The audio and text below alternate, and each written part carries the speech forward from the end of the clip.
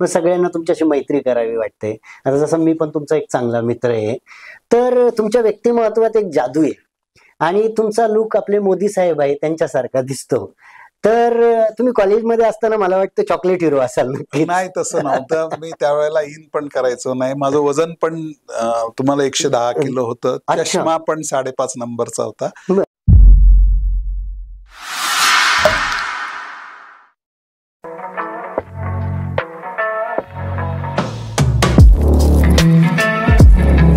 Purple hat प्रस्तुत megastar इंजिनियरच्या पहिल्या भागामध्ये मी शरद दादा उगले, चित्रपट निर्माता, दिग्दर्शक, लेखक, अभिनेता आपलं हार्दिक हार्दिक स्वागत करतो.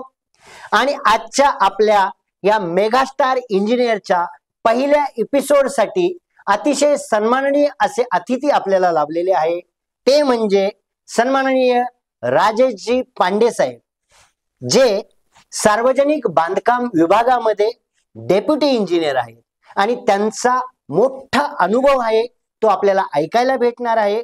आणि मला वाटतं नक्कीच मी म्हटल्याप्रमाणे की त्यांचे अनुभव ऐकून आणि त्यांनी त्यांच्या क्षेत्रामध्ये जे कर्तृत्व गाजवले आहे ते ऐकून तुमच्या मनामध्ये नक्कीच विजेची बीजे पेटतील.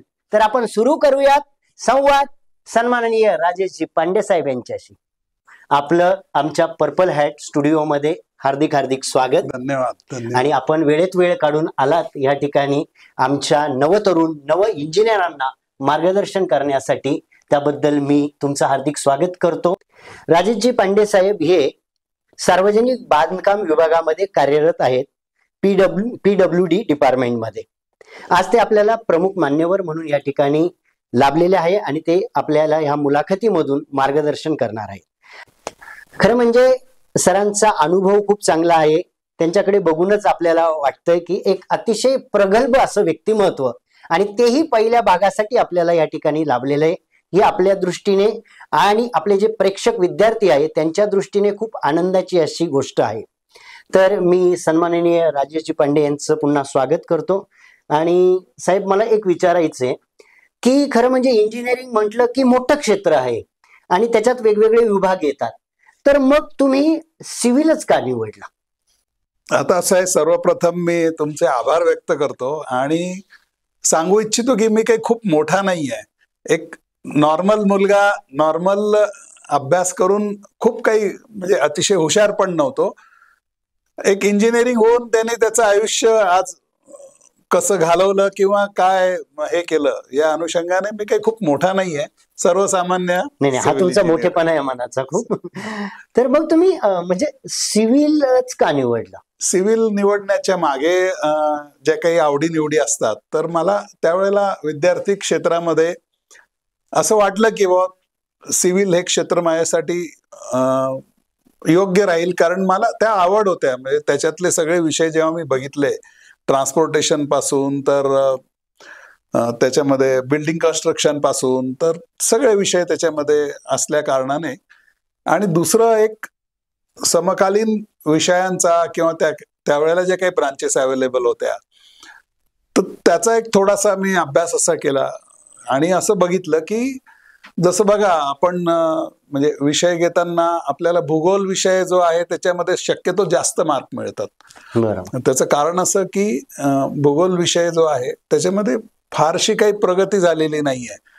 प्रगती इन द सेन्स तेच जे आहेत कन्सेप्ट आहेत, त्या डेफिनेशन आहेत, या कालानुरूप बदलल्या नाही. जसं आता ज्या की IT क्षेत्रामध्ये, कॉम्प्युटर क्षेत्रामध्ये पूर्वी CD होती, VCR प्लेअर होते, ते चेंज होत गेलं. त्यामुळे भूगोल क्षेत्र अभ्यासाला सोपं आणि लिहायलाही सोपं. तसं सिव्हिल जे आहे एक जास्त डेव्हलप नाही झालं, त्याच्यामधले कन्सेप्ट तेच होते आणि मला असं वाटलं की हा मला कम्पॅरेटिव्हली सोपा विषय राहील, ज्याच्यामध्ये गणित कमी आहे, मॅथमॅटिक्स कमी आहे, बायोलॉजिकल, केमिकल अनालिसिस त्या सगळ्या ज्या प्रक्रिया त्या कमी आहे आणि जनरल अभ्यास करून आपल्याला इझी जाईल म्हणून मी सिव्हिल निवडलं. अच्छा सर, तुम्ही PWD डिपार्टमेंटमध्ये कार्यरत आहात, तर PWD डिपार्टमेंट नेमकं काय आहे आणि याच्यात आजच्या येणाऱ्या विद्यार्थ्यांना नेमक्या काय संधी आहेत? आता असं आहे की आमच्या वेळेला मी क्षेत्र निवडताना मला PWDची नोकरी करावी किंवा त्या हिशोबाने परीक्षा द्यावी आणि तेवढं पास होईल असं मला तेवढा मी असं समजायचो की बाबा आपला जो अभ्यास आहे किंवा तो कमी पडेल कदाचित, म्हणून मी फील्ड क्षेत्राकडे निवड केली होती. त्याच्यामध्ये कन्सल्टन्सी, स्ट्रक्चरल डिझायनिंग वगैरे किंवा जे काही ऑफिस वर्क आहे ज्याला बिन भांडवली आपल्याला काहीतरी पुढे करता येईल म्हणून मी ते निवडलं होतं. परंतु योगायोगाने म्हणजे PWDचं असं आहे की याच्यामधल्या ज्या पोस्ट आहेत त्या एकतर कनिष्ठ अभियंता असतो किंवा सहाय्यक अभियंता श्रेणी 2 असं, म्हणजे ज्युनियर इंजिनियर पूर्वी म्हणायचे त्याला. त्यालाच 2 प्रकारे म्हटलं जातं. त्यापैकी कनिष्ठ अभियंता आहे जो दुय्यम निवड सेवा मंडळातर्फे ही पोस्ट भरायची, त्यांच्या परीक्षा व्हायच्या आणि ते रिक्रुटमेंट करायचे. आणि सहाय्यक अभियंता श्रेणी 2 जे आहे ते MPSC थ्रू भरल्या जायच्या. परंतु काय झालं की साधारण 90-91 नंतर तर 80-82 नंतर 95-96 पर्यंत MPSCने या पोस्टसाठी परीक्षाच कंडक्ट केल्या नाही. आणि त्या न केल्यामुळे सिव्हिल इंजिनियरची कमतरता PWDला भासू लागली. आणि त्या केसमध्ये त्यांनी काय करावं अशा दृष्टिकोनातनं एम्प्लॉयमेंट ब्युरो मधून नावं बोलवली आणि त्या विद्यार्थ्यांना त्यांनी डायरेक्ट अपॉइंटमेंट लेटर विलिंगनेस विचारली की बाबा तुम्ही जॉईन व्हाल का. असं 4-4 महिन्याच्या पोस्टिंग होत्या त्या तात्पुरत्या स्वरूपातील. आणि त्या मला त्याच्यानुसार आलं आणि ठीक आहे काय करावं म्हणून मी पण माझे सर्टिफिकेट पाठवून दिले. आणि त्यावेळेला महाराष्ट्रात 300 मुलं अशा प्रकारे भरल्या गेली. त्याच्यात मग मी सिव्हिल मध्ये लागलो. पण सर मग हा एक तुमचा काळ होता, पण आता काळ बदललेला आहे. तर आता 2024 मध्ये काही बदल झाले का PWD डिपार्टमेंट मध्ये जाण्यासाठी? मग आजच्या विद्यार्थ्यांना तुम्ही त्याबद्दल काय मार्गदर्शन? आता असं आहे की जसं मी लागलो 95-96 ला, त्याच्यानंतर मला पहिलं प्रमोशन मिळायला 25 वर्ष लागली. कारण थोडस विस्कळीतपणा असा हा आलेला होता, म्हणजे माझ्या याच्यानुसार की रिक्रुटमेंट होत नव्हती किंवा भरल्या जात नव्हत्या, काही इंटरनल याच्यामुळे प्रमोशन होत नव्हते. पण आता सिव्हिलला PWD मध्ये चांगला स्कोप आहे. आता भरपूर जागा निघतात. तर रिसेंटली पण परीक्षा कंडक्ट झाली त्याची आणि भरपूर जागा पुढेही भविष्यात निघतील. कारण जवळजवळ एक बॅचच्या बॅच, पिढीच्या पिढी अजून 2-3 वर्षात PWD मधनं पूर्णपणे रिटायर्ड होऊन जाणार आहे, जी की 95-96, 80-82च्या म्हणजे 95-96 ला जी लागलेली आहे ती 2-3 वर्षात निघून जाईल आणि अजून जास्त जागा ज्या आहेत याच्यामध्ये निघतील. पूर्वी कसं होतं, नुसतं PWD होतं. आता त्याच्या सब ब्रांच आहेत. MSRDC आहे, बरोबर. त्याच्यानंतर म्हणजे PWD व्यतिरिक्त मला म्हणायचं, PWD व्यतिरिक्त अजून सरकारी क्षेत्रामध्ये सिव्हिल इंजिनिअरिंग झालेल्यांना काय संधी आहे आणि तसंच खाजगी क्षेत्रात काय आहे किंवा व्यवसाय करायचा आहे कोणाला तर त्याच्यासाठी, तर त्याबद्दल नॉर्मली काय होतं की एखादा BE सिव्हिल झालेला जो मुलगा असतो त्याला प्रश्न पडतो की बाबा आपण पुढे काय करावं. तर माझ्या मते की त्याला काय आवड आहे, म्हणजे कन्सल्टन्सी क्षेत्रात जर जायचं असेल तर तो स्ट्रक्चरल डिझायनिंग करू शकतो. त्याला थोडीशी ड्रॉइंगची जर आवड असेल तर बऱ्याचशा मोठे मोठे प्रोजेक्ट जे आहेत ज्याचे आर्किटेक्ट समजा बाहेर देशात असतात, तर त्यांचं केलेलं स्ट्रक्चरल ड्रॉइंग तुम्ही AutoCAD मध्ये ट्रान्सफर करून देणे हा पण एक चांगलं क्षेत्र आहे की ज्याच्यामुळे सिव्हिल इंजिनियरला वाव आहे सध्या. म्हणजे त्यांचे हँड ड्रॉन स्केच असतात, जसं फॅब्रिकेशनचे, ट्रसचे ड्रॉइंग आहे, रिबेटचे ड्रॉइंग आहे, वेल्डिंगचे ड्रॉइंग असतात. ते सगळे तुम्ही AutoCAD मार्फत तुम्ही टेक्निकली ड्रॉइंग मध्ये ट्रान्सफर करून साईटवर इश्यू करायचे. ते पण एक क्षेत्र आहे, यांना कन्सल्टन्सी मध्ये जायचं. सिव्हिल इंजिनियर हा छोट्या स्वरूपात आर्किटेक्ट म्हणून पण काम करू शकतो, कारण तसं लायसन मिळतं आपल्याला. आर्किटेक्टला स्ट्रक्चरल डिझायनरचं लायसन मिळत नाही, पण सिव्हिल वाल्याला आर्किटेक्टचं लायसन मिळतं. आणि त्या केसमध्ये तो आर्किटेक्टचं काम करू शकतो. किंवा जसं आता महापालिका आहे त्याच्यामध्ये एक टाउन प्लॅनिंगची किंवा ड्रॉइंगची एक विंग असते. अच्छा. तसं छोटे छोटे जे आहेत, ग्रामपंचायत जी आहे किंवा छोटे छोटे जे खेडे आहेत, तिथे पण हल्ली काय झालंय की तिथे पण कामं असतात. म्हणजे लोक फार्म हाऊस बांधतात, लोक छोट्या फॅक्टऱ्या टाकतात, शहराजवळची गावं, पण त्यांच्याकडे हे ड्रॉइंग चेक करणारी यंत्रणा नसते. त्याला तुम्ही मानद सिव्हिल इंजिनियर म्हणून तुम्ही सर्व्हिसेस देऊ शकतात. अच्छा. की ग्रामपंचायतीकडे प्लॅन पास करायला आला तर तो कोणी बघावा, तर त्यांच्याकडे तर काही ती पोस्ट नाहीये, मग तुम्ही ती एक्स्ट्रा सर्व्हिसेस देऊ शकतात त्यांना. किंवा अजून सिव्हिल इंजिनियर झाल्यावर तुम्ही व्हॅल्युएशन करू शकतात. बँकांना व्हॅल्युअर लागतात. बँकेकडे जाऊन तुम्ही जर का तुमचं ऍप्लिकेशन दिलं की बाबा रे मी व्हॅल्युअर आहे, तुमच्याकडे एखादं कर्जाचं प्रकरण आलं तर मी तुम्हाला व्हॅल्युएशन करून देऊ शकतो, त्याचे पण तुम्हाला पैसे मिळतात. इन्शुरन्स कंपनीकडे तुम्ही हे करू शकतात. नंतर एक चार्टर्ड इंजिनियर म्हणून तुम्ही जर पदवी घेतली समजा, तर तुम्ही स्टॅबिलिटी सर्टिफिकेट जे काही आजच्या काळात गरजेचं आहे ते देऊ शकतात इमारतींसाठी.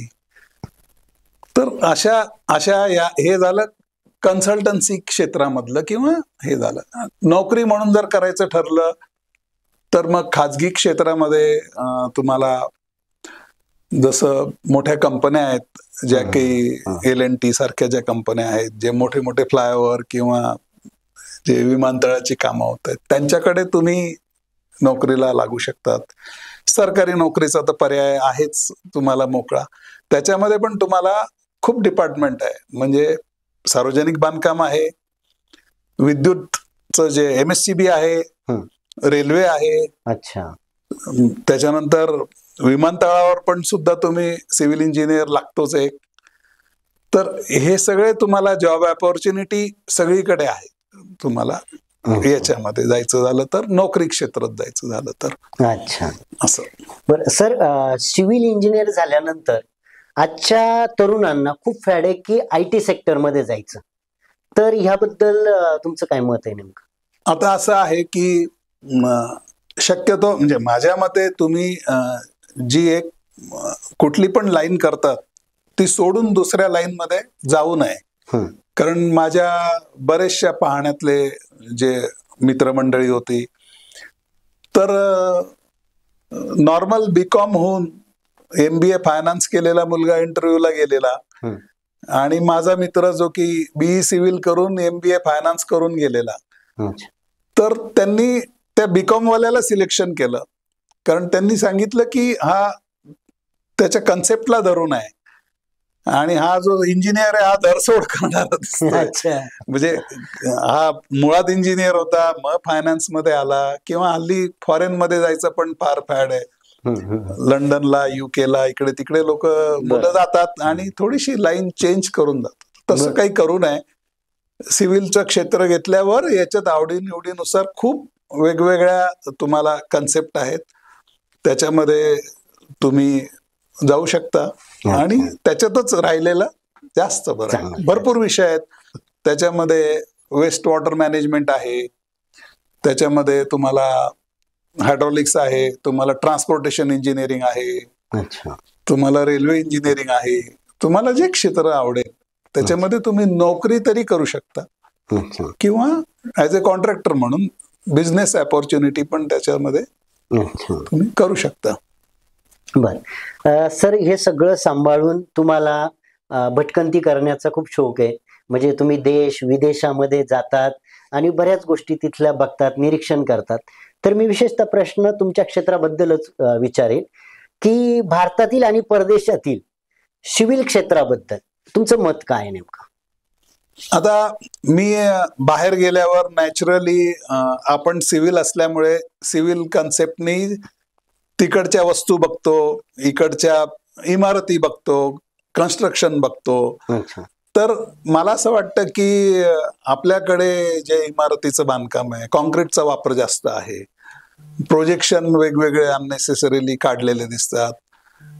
अमेरिकेत जर मी म्हणजे गेलो होतो तिथे मी पाहिलं की तिथल्या इमारती प्रोटोटाईप साध्या आहेत, त्याच्यामध्ये कुठलेही अननेसेसरीली प्रोजेक्शन नाही, खूप मोठ्या बाल्कन्या नाही, खूप हेवी बीम नाही, आणि युटिलिटीच्या दृष्टिकोनातनं ते घर जे आहे ते म्हणजे घर नॉर्मली बांधताना आता सिव्हिल म्हटलं तर त्याच्यात पाणी गळालं नाही पाहिजे, त्याच्यात धूळ मध्ये आले नाही पाहिजे आणि राहण्याच्या दृष्टिकोनातनं कम्फर्टेबल ऍटमॉस्फिअर पाहिजे.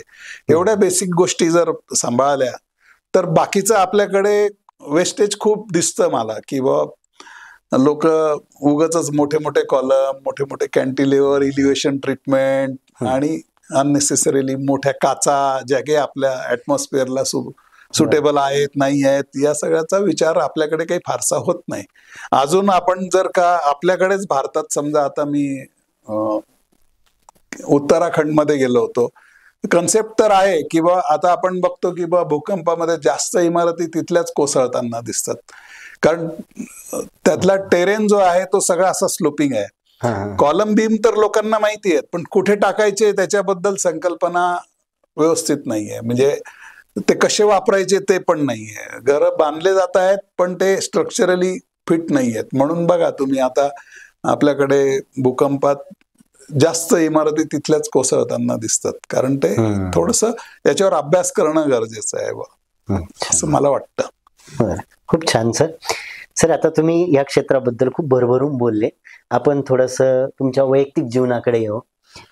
तुम्ही इतकं छान हे सगळ्या गोष्टींना न्याय देत असताना किंवा बांधकाम विभागामध्ये कार्यरत असताना तुम्ही तुमच्या आवडीनिवडी कशा जपतात, किंवा सिव्हिल डिपार्टमेंट म्हटलं की थोडंसं इंजिनिअरिंग क्षेत्रच म्हटलं की थोडंसं वेगळं येतं टेक्निकल या गोष्टी, तर तुमच्या आवडीनिवडींबद्दल काही सांगा आम्हाला. आता आवडीनिवडी या ज्या असतात ना, तुम्हाला लहानपणी आई वडिलांचं प्रेशर असतं की बाबा रे शिक आणि कमव, मग त्यात आलं गेलं की हेच दिसतं, एकतर इंजिनियर हो नाही तर डॉक्टर हो किंवा वकील हो असं. मग त्या बेसिक आपल्यालाही जाणवतं की पुढे आपलं उदरभरण करण्यासाठी काहीतरी आपल्याला करणं गरजेचं आहे. आपल्याकडे याच बेसिक कन्सेप्ट मानल्या जातात, डॉक्टर, इंजिनियर आणि हे. बरोबर. त्याच्यानुसार मी पण ते केलं, पण नंतर मला असं जाणवलं की आपल्या आवडीनिवडी काही वेगळ्या आहेत. कदाचित आता त्या पिक्चरमध्ये दाखवतात त्याप्रमाणे मे बी आई वडिलांनी जबरदस्ती केली असेल म्हणून आपण आलो, तर मग आता तो छंद जपायची संधी आहे आणि वेळ मिळतो माणसाला. म्हणून मी जर का सिव्हिल इंजिनियर झालो नसतो तर मी शेतकरी झालो असतो. अच्छा. ऍग्रिकल्चरल मला आवड आहे, नाही तर मग मी कदाचित एखाद्या हॉटेलमध्ये चांगला शेफ झालो असतो, मला बनवायची पण आवड आहे. नाहीतर मग नंतर बाय द वे केस पांढरी झाली, हे झाली, तर मग पूर्वी माझं वजन 110 किलो होतं. अरे बापरे. पण नंतर मग मी ते कमी करून एखादं मॉडेल बनवायची मला, म्हणजे जो जे वांछील तो ते लाभो या अनुषंगाने माणूस जो विचार करतो ते कन्सेप्ट त्याच्या जीवनात बरोबर येतात. म्हणजे जेव्हा माझी 42ची कंबर होती तेव्हा मला शशी कपूर डान्स करताना असं वाटायचं किंवा मी एवढा बारीक होऊ शकतो का, पण मग मी गेल्या 10 वर्षात ते पण केलं. तर तसं या सगळ्या आवडीनिवडी जपून तुम्ही तुमचं जे आहे लाईफ आनंदी करू शकता आणि त्याच्यामध्ये तुमच्या याला पण वेळ देऊ शकता. तुम्हाला वाचनाचा पण छंद आहे? वाचनाचा पण, माझे वडील लेखक होते, त्यांची 2-3 पुस्तकं प्रकाशित झाले. अच्छा. म्हणून मला पण वाचनाचा छंद होता आणि नंतर आता हळूहळू मी लेखनाचा छंद पण थोडासा जपायचा प्रयत्न करतोय. किंवा बोलताना काय असतं की आपण ऑब्झर्वेशन करतो नॉर्मली, प्रत्येकाला त्याची पर्सनॅलिटी चांगली व्हावी असं वाटतं, किंवा प्रत्येकाला असं वाटतं की आपला हस्ताक्षर चांगला असावं. तर काही जे आहेत त्यांचे जन्मताच हस्ताक्षर खूप छान असतात आणि काहींचे नसले तरी त्यांनी गिरवून त्याला चांगलं करायची इच्छा असली ना तर त्यांनी ऍटलिस्ट ते तरी करावं की मी हस्ताक्षर चांगला काढायचा प्रयत्न करेल. काही दैवी देणगी असतात, काही खूप हुशार असतात मुलं, एकदा वाचून पूर्ण पुस्तक त्यांच्या लक्षात राहतं आणि मग ते पुढे फटाफट जातात, आणि काहींना 2-4 वेळेला वाचावं लागतं. पण मग त्यांना असं वाटतं की आपण हुशार नाही आहोत तर मग आपण हे करावं की नाही करावं. पण तसं नाहीये. तुम्ही जर कन्सिस्टन्सी ठेवली त्याच्यामध्ये तर तुम्ही ते व्यवस्थितरित्या करू शकता. म्हणून तो प्रयत्न आपण ठेवावा. किंवा मला चांगलं हस्ताक्षर काढायचं आहे, मग तुम्ही थोडं गिरवा, त्याच्या दृष्टिकोनातनं प्रयत्न करा. किंवा मला बारीक व्हायचं आहे, बरं. तर तुम्ही थोडस हायलाइट जर तुम्ही लक्ष दिलं कुठल्याही वस्तूकडे तर ते बरोबर त्याचं ते उद्दीपित होऊन तुम्हाला ते या सगळ्या गोष्टींबरोबर येईल तुम्ही असं. आरोग्याची पण तेवढी काळजी घेता. दररोज तुम्ही व्यायाम करता, जिम करता, स्विमिंग करता. तर हे वेळेचं मॅनेजमेंट कसं करता? आमचे एक मला सार्वजनिक बांधकाम विभागात असताना मला एक साहेब होते की त्या साहेबांच्या दिनचर्या मी त्यांच्या जवळ होतो, त्यांच्या दिनचर्येकडे पाहून मला हे स्फुरण आलं. अच्छा. ते साहेब असे होते, वरिष्ठ पदावर होते, अधीक्षक अभियंता पदावर होते आमच्याकडे. आणि नॉर्मली काय असतं की लोकांच्या संकल्पना अशा असतात की एखादा रस्ता मला हवा आहे किंवा एखादं काही काम मला हवं आहे किंवा हे काम चालू आहे याच्याबद्दल मला काही बोलायचं आहे, तर लोक साहेबांना फोन करतात.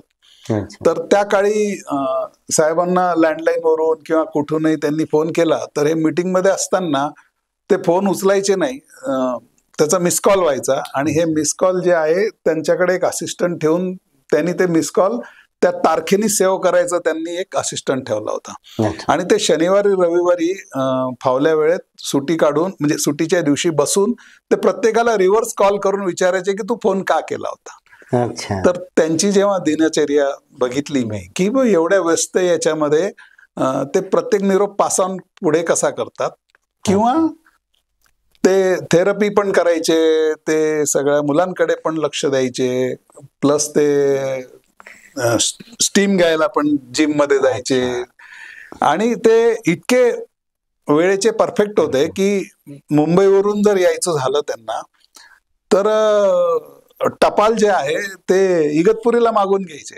अच्छा. आणि इगतपुरी ते नाशिकच्या दरम्यान ते टपाल पाहत यायचे. म्हणजे तो वेळ त्याच्यात ते युटिलाइज. त्यामुळे तुमच्याकडे असलेला वेळ खूप असतो, पण जेव्हा तुम्ही त्याच्याकडे लक्ष द्याल की मला कसा वापरायचा आहे, तो वापरला की मग तुम्हाला त्याच्यातनं मार्ग सुचतात आणि मग हे सगळं छंद जपायला वेळ मिळतो किंवा अभ्यासाला वेळ मिळतो किंवा सगळ्याच गोष्टीला वेळ मिळतो. बरं, हे सगळं तर तुम्ही करतात सर, पण आता नोकरी सांभाळून तुम्ही एक कॅफे हॉटेल पण छान आणि तो सिव्हिलचा एक वेगळा नमुना म्हणता येईल. तर असं केलं त्याबद्दल असं आहे, बांधकाम करायची मला आवड होती आणि वेगवेगळ्या पद्धतीने बांधकाम कसं करता येईल असा माझा एक थोडासा लो कॉस्ट हाऊसिंग कडे किंवा अजून काही सस्टेनेबल हाऊसिंग कडे काय करता येईल असं मला त्याच्यातला एक थोडासा छंद होता. किंवा एखाद्या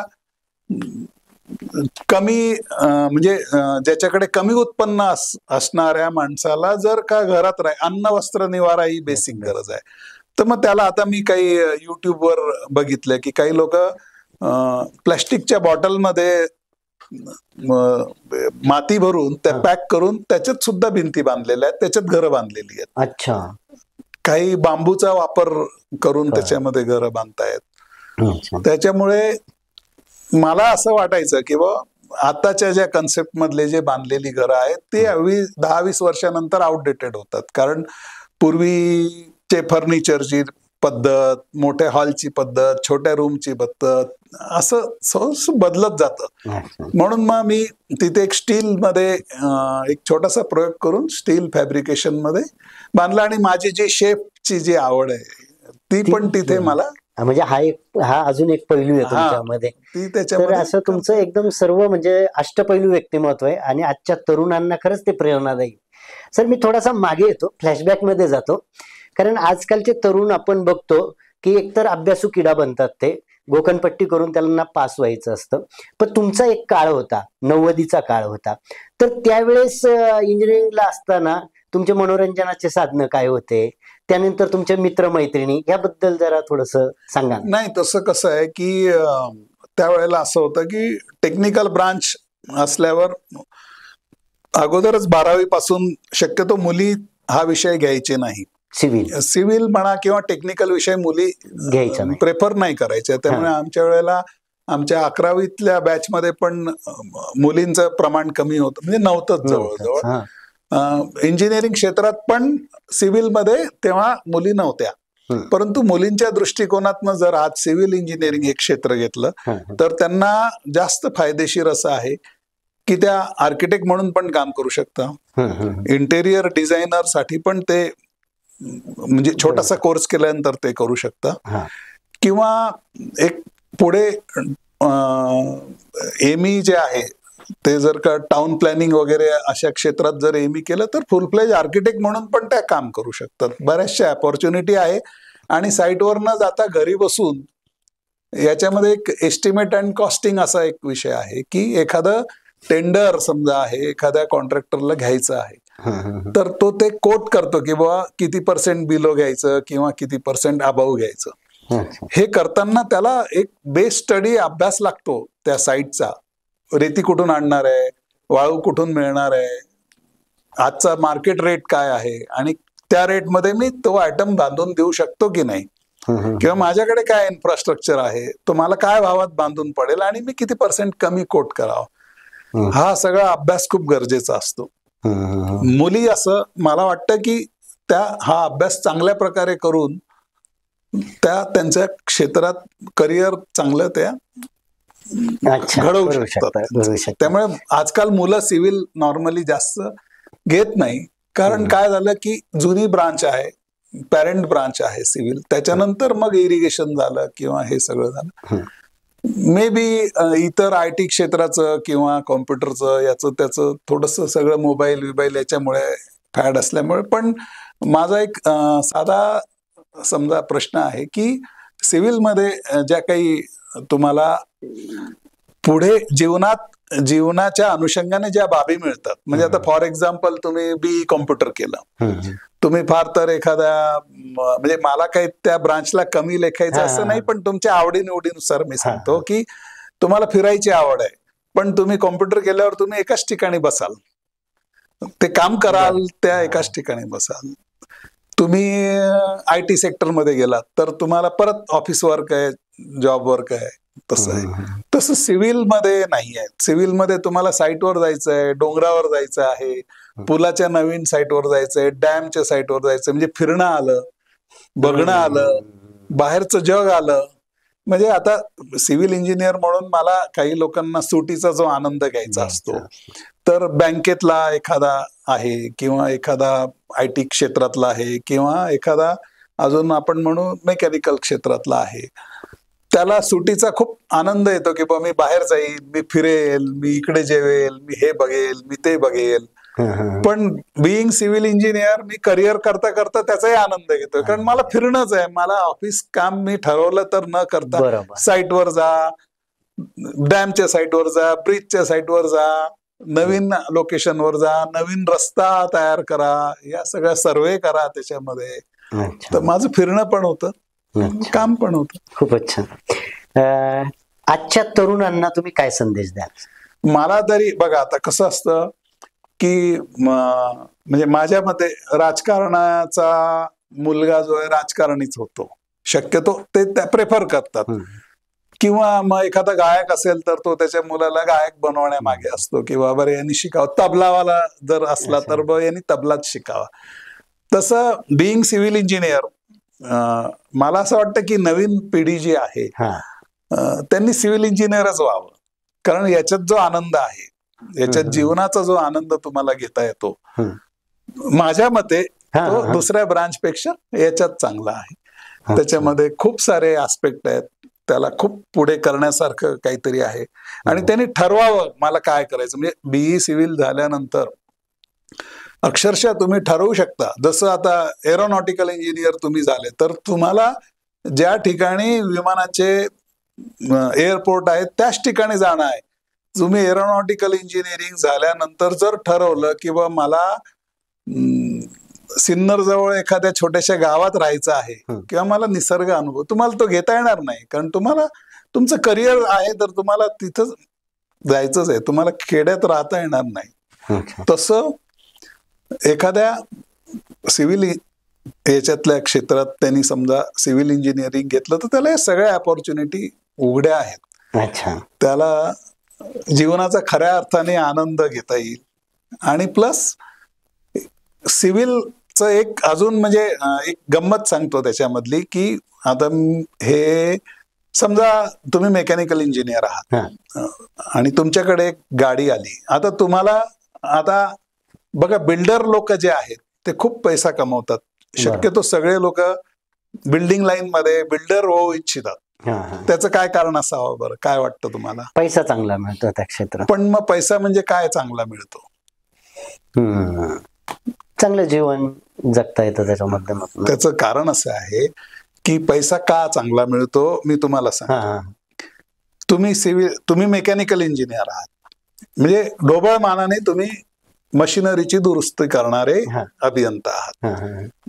मोठा कन्सेप्ट आहे पण जाऊ दे, ढोबळ मानाने तुम्ही कॉम्प्युटर इंजिनियर, म्हणजे ढोबळ मानाने तुम्ही कॉम्प्युटरचे दुरुस्त करणारे आहात. तर मेकॅनिकल इंजिनियर कडे गाडी जर का आली खराब झालेली, म्हणजे बाकी डिझाईन तो कन्सेप्ट जाऊ दे, पण एक जनरल आपण घेऊ, आणि तिच्यात एखादा पार्ट गेलेला असेल तर तुम्ही डायग्नोसिस कराल, हिच्यात हा पार्ट गेलेला आहे, तो पार्ट बदलून टाकाल. समोरच्याला सांगाल की बा याच्यातला एक पार्ट गेलेला आहे, याचे 50 रुपये झाले. किंवा अजून त्याच्या लक्षात येत नसेल तर तुम्ही दुसरा चांगला पार्ट पण काढून सांगाल की नाही 2 पार्ट गेलेले आहेत, 100 रुपये झाले, आणि त्याला दोन्ही पार्ट नवीन लावाल, त्याचा तो चांगला पार्ट काढून घ्याल, दुसऱ्या गाडीला वापराल, आणि समजा कमवाल तुम्ही 100 रुपये. त्याच्या लक्षात येईल की बा तुम्ही 2च. तिथे तुम्ही म्हणू शकता का की ही पूर्ण गाडी खराब झाली? नाही म्हणू शकत.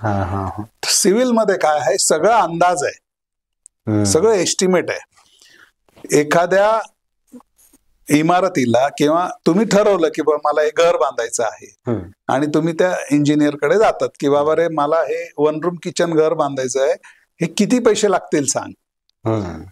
तर या पैशाचा अंदाज सर्वसामान्य माणसाला काढता येत नाही.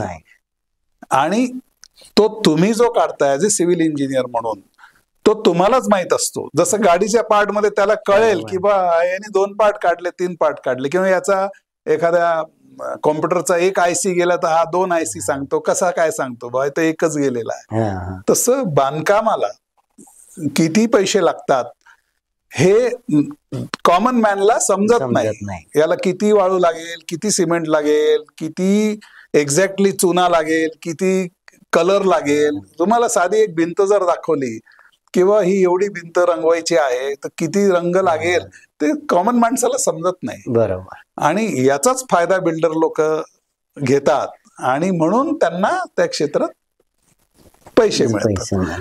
तर तसं सिव्हिल एक क्षेत्र आहे, सगळं अंदाजावर आधारित आहे. म्हणजे तुम्ही सांगू शकत नाही की एक फरशी बसवायला किंवा 1 स्क्वेअर मीटर फ्लोरिंग करण्यासाठी किंवा रस्त्यावर तुम्हाला डांबरीकरण करायचं आहे तर 20 mm ची थिकनेस आहे कार्पेटची, पण ती 20च जाईल का याचा नेम नाही, कारण उंच सखल असतो, ऍव्हरेज आहे, टनावरच वेट घ्यावं लागतं त्याचं, शेवटी तो अंदाजच आहे. आणि याचा फायदा जो आहे थोडासा घेतला जातो, आणि त्याच्यामुळे सिव्हिल मध्ये जास्त लोकांचं जे आहे असं आहे. असं खूप छान तुम्ही सिव्हिल इंजिनिअरिंग, त्यातल्या वेगवेगळ्या संधी आणि एकंदर बारकावे त्यातले आम्हाला सांगितले. म्हणजे अतिशय सूक्ष्म अभ्यास आहे तुमचा, आणि तुमच्या व्यक्तिमत्वाकडे बघूनच आकर्षित होतो माणूस. मग सगळ्यांना तुमच्याशी मैत्री करावी वाटते. आता जसं मी पण तुमचा एक चांगला मित्र आहे, तर तुमच्या व्यक्तिमत्वात एक जादू आहे, आणि तुमचा लुक आपले मोदी साहेब आहे त्यांच्यासारखा दिसतो. तर तुम्ही कॉलेजमध्ये असताना मला वाटतं चॉकलेट हिरो असाल. नाही, तसं नव्हतं. मी त्यावेळेला इन पण करायचो नाही. माझं वजन पण तुम्हाला 110 किलो होतं. चष्मा पण 5.5 नंबरचा होता. त्यामुळे कोणी बघण्याचा आणि काही याचा तर प्रश्नच नव्हता. पण हे जसं तुम्ही जे वांछील त्या पद्धतीने या डेव्हलपमेंट होत गेल्या. इच्छाशक्तीनुसार नंतर मग दोन्ही कॅटरॅक्टचं ऑपरेशन झालं, चष्मा निघून गेला, वजन कमी केलं, केस आपोआप व्हाईट झाले, आणि bye natural but natural celebrity सारखा तो मोदी साहेबांसारखा लुक आला त्याला. आणि माझ्या मनात जी इच्छा होती जेव्हा मी खूप जाड होतो की कोणीतरी माझा फोटो काढावा किंवा माझ्या बरोबर सेलिब्रिटी व्हावं, हिरो व्हावं, असं ते मी सांगेल की इच्छाशक्तीच्या जोरावर आपोआप मला त्या अपॉर्च्युनिटी झाल्या.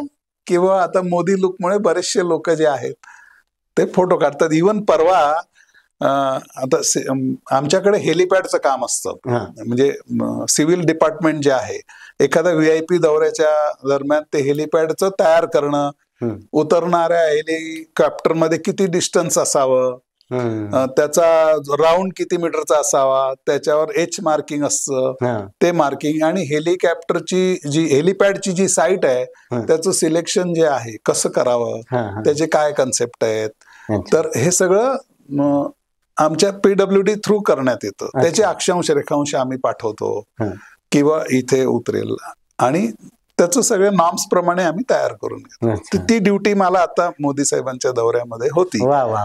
आणि प्लस VIP दौऱ्याच्या दरम्यान जे काही स्टेजेस उभारले जातात, मंच, त्याचं सर्टिफिकेट पण PWD देतं की याच्यावर किती माणसं बसू शकतात आणि हे स्ट्रक्चरली स्टेबल आहे की नाही. तर त्या दरम्यान पण आम्हाला स्टेजवर पण जावं लागतं किंवा ते बघणं करणं.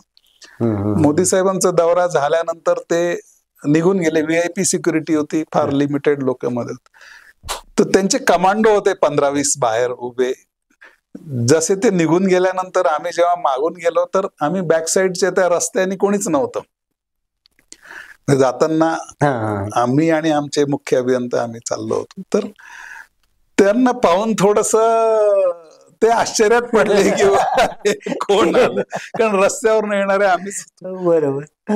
जवळ आल्यावर त्यांनी सांगितलं की साहेब हमको आपके साथ में एक फोटो निकालने का, आणि ते सगळे कमांडो बाजूला आणि मी मध्ये, असं आम्ही छानपैकी एक फोटो घेतला आणि तो मग ठेवून दिला. म्हणजे तुम्हाला ह्या लुकचा पण कधी कधी खूप छान वाटतं किंवा लोकांना पण तुमच्या बरोबर फोटो काढायला खूप छान वाटतं आणि हे जपावं. मी एकदा, तुम्ही बघा सेलिब्रिटी हिरो असतात किंवा काही हे असतात, तर प्रत्येक माणसाची म्हणजे एक नूर आदमी और 10 नूर कपडा असं म्हणतात. आता तुम्ही पण बघा खूप छान नेहमी कोट टाय सगळ्या पर्सनॅलिटी जपून असतात अशी. तर तुम्ही एकदा रवींद्रनाथ टागोर मी वाचलेलं आहे की बाहेर त्यांना इंटरव्ह्यू साठी बोलवलं आणि जाताना ते थोडं 5 मिनिटं वेळ लावून आरशात त्यांनी ते दाढी बिडी नीट केली आणि केस वगैरे नीट केले त्यांचे.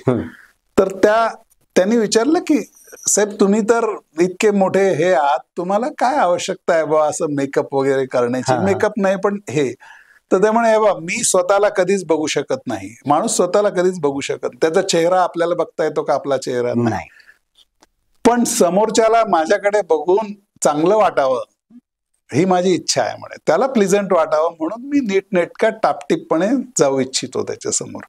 त्यामुळे तसं आपलं पण आहे. तुम्ही स्वतःला बघू शकता, आरशातच बघू शकतात, पण नॉर्मल लोक जे तुम्हाला बघतात तर त्यांच्या समोर तुमच्या जे काही, समजा लग्नाला आता परवा जिमच्या ड्रेसमध्ये आमिर खानचा जावाई वरातीतनं आला, तुम्ही एखाद्या कार्यक्रमाला जाताना समजा जिमचा ड्रेस घालून गेले तर योग्य दिसेल का, नाही दिसणार. किंवा लग्नात तुम्ही समजा एखाद्या जिमला जर तुम्ही कुर्ता पैजामा झब्बा घालून गेले तर दिसणार नाही. तर या एक जनरल कन्सेप्ट आहेत, त्या तुम्ही पाळायला हव्या, आणि त्या पाळल्या की तुम्हाला आयुष्याचा आनंद येईल, समोरच्यालाही बघताना तुमच्याकडे प्लीझंट वाटेल, आणि खेळीमेळीने सगळ्या ज्या गोष्टी आहेत त्या तुम्हालाही बरं वाटेल बा असं. सर खूप छान मार्गदर्शन केलं तुम्ही आमच्याकडे. पर्पल हॅटच्या या उपक्रमात मेगास्टार इंजिनियर्स हा जो आमचा उपक्रम आहे, आणि खरंच खऱ्या अर्थाने हे नाव आज सार्थकी लागलं की मेगास्टार इंजिनियर्स. तर इंजिनिअरिंग म्हटलं की ते टेक्निकल गोष्टी वगैरे येतात, पण तरीही त्याच्यातनं तुम्ही तुमचं वेगळेपण जपलेलं आहे, आणि आमच्या दृष्टीनं खरंच तुम्ही मेगास्टार आहात. आणि असे अतिथी आज तुम्ही आम्हाला लाभले या पहिल्याच भागामध्ये, आणि खूप चांगलं मार्गदर्शन तुम्ही आमच्या प्रेक्षक विद्यार्थ्यांना केलं. आणि मला वाटतं की नुसतं सिव्हिल इंजिनिअरिंग मधनच नाही तर इंजिनिअरिंगच्या वेगवेगळ्या ब्रँचेसच्या मुलांना सुद्धा तुमचं हे मार्गदर्शन खूप उपयोगी पडेल. आणि सिव्हिल असेल किंवा इंजिनिअरिंग सारखं किचकट क्षेत्र असेल त्याच्यात पण जीवन जगण्याची एक कला तुम्ही आमच्या विद्यार्थ्यांना सांगितली, आणि ही खरोखरच खूप उपयोगी आहे. आणि यातनं नक्कीच आमच्या विद्यार्थ्यांना चांगला फायदा होईल आणि ते त्यांच्या आयुष्यामध्ये याचा उपयोग करतील अशी आम्हाला खात्री वाटते. राजेशजी पांडे साहेब, तुम्ही या ठिकाणी आलात, आमच्या विनंतीला मान देऊन आणि आपला बहुमूल वेळ दिला आणि खूप चांगलं मार्गदर्शन केलं, त्याबद्दल पर्पल हॅट तर्फे मी आपलं खूप खूप अभिनंदन करतो, खूप स्वागत करतो, धन्यवाद व्यक्त करतो आणि थांबतो. नमस्कार. नमस्कार.